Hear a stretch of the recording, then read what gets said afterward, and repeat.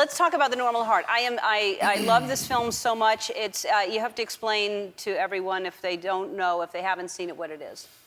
It's about an incredibly brave group of men and women who were the first to act up and raise awareness about the disease that would later become known as AIDS. But it's really about love. It's about a community that decided to save itself because society was pretty much universally shunning them and ignoring them. And they saved each other through love. As hard as that was, given the many different points of view in the gay community at the time, they banded together and ultimately gave us a lot of the civil rights that we have today. And you heard about this story, I understand, when you were 14 years old.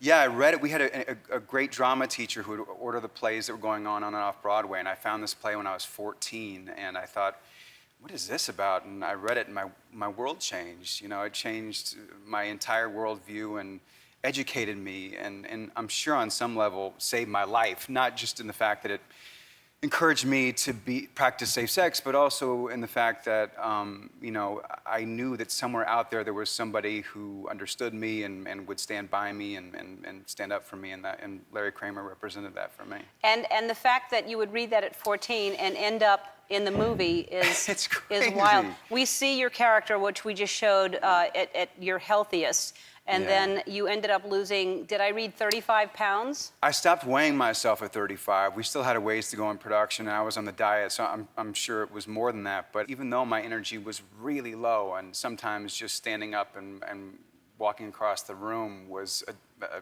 challenging task, I really had such an appreciation for life, and that's what I tried to bring to the character, not a sense of, oh, this is terrible to have this little energy, but just to try to squeeze all the juice out of life that I could.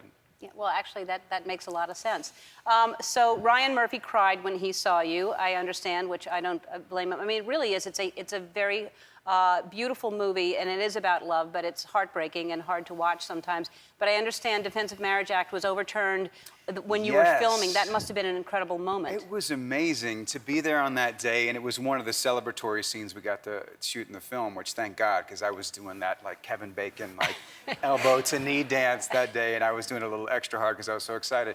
But Larry was there, and he took the microphone, Larry Kramer, who wrote the piece, and he said, we did it. And in so many ways, he was partly responsible for that day happening. So it was just one of those moments where you feel like you're in the right place at the right time. Yeah, I bet. Now, were you that thin when you celebrated, or were you no, healthier? I was in healthy mode. Good, because you probably couldn't have done that when you were that thin. I couldn't have done the jerk. All right, I'm going to help you out. I understand you've been kind of reluctant to start your Twitter account. Yes. We need to start your Twitter account. Let's do it. And so what we're going to do is you're going to hold this. We're going to take a picture.